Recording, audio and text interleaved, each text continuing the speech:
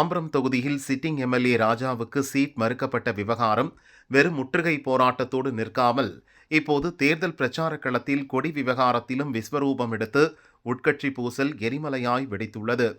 நேற்று தாம்பரத்தில் தேமுதிக பொதுச் செயலாளர் பிரேமலதா திமுக வேட்பாளர் டாக்டர் கிருத்திகா தேவியை ஆதரித்து பிரச்சாரம் செய்தார்.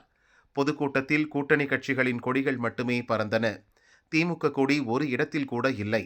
ராஜாவின் ஆதரவாளர்கள் திமுக அறிவித்துள்ள வேட்பாளருக்கு எதிர்ப்பு தெரிவிக்கும் வகையில் திமுக கொடிகளை காட்டாமல் ஒட்டுமொத்தமாக ரோட்டோரத்தில் போட்டு வைத்திருந்தனர். வேட்பாளர் கிருத்திகா தேவியின் பிரச்சாரத்தில் திமுக அடையாளமே இருக்கக்கூடாது என்ற நோக்கில் ராஜா ஆதரவாளர்கள் இந்த கொடி பதுக்கல் யுக்தியை கையாண்டுள்ளனர். வேட்பாளர் அறிவிப்பு வெளியானதும் திமுக பொருளாளர் TR பாலுவின் வீடு போராட்டக் களமாக மாறியது.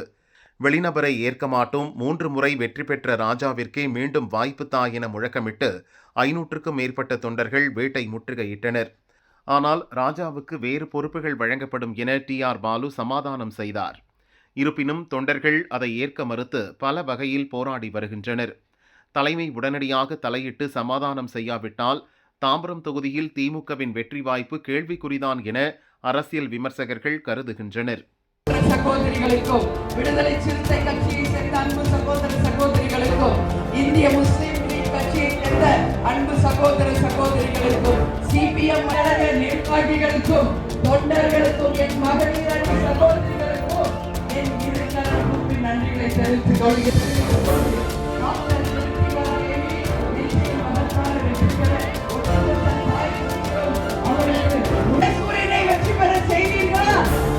அதனால் அவருடைய வெற்றி உங்கள் கையில் இருக்கு.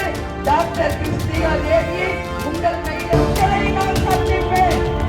நிச்சயம் டாக்டர் கிருத்திகா தேவியுடைய அவருக்கு கட்சி இல்லை. அவர்களும் இன்னைக்கு நமக்கு வேட்பாளர் தான். அதனால் அவருடைய வெற்றி உங்கள் கையில்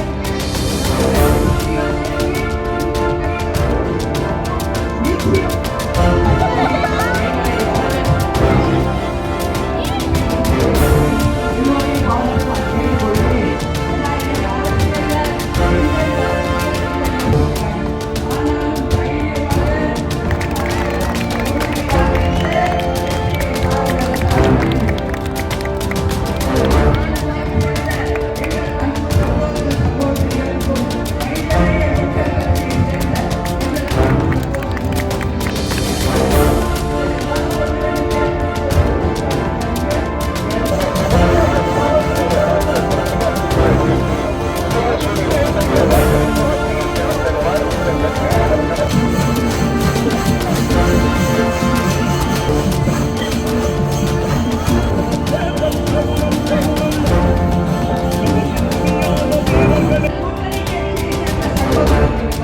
தமிழ்நாடு இருக்கிறேன் என்பதை இந்த நேரத்தில் சந்தோஷத்தோடு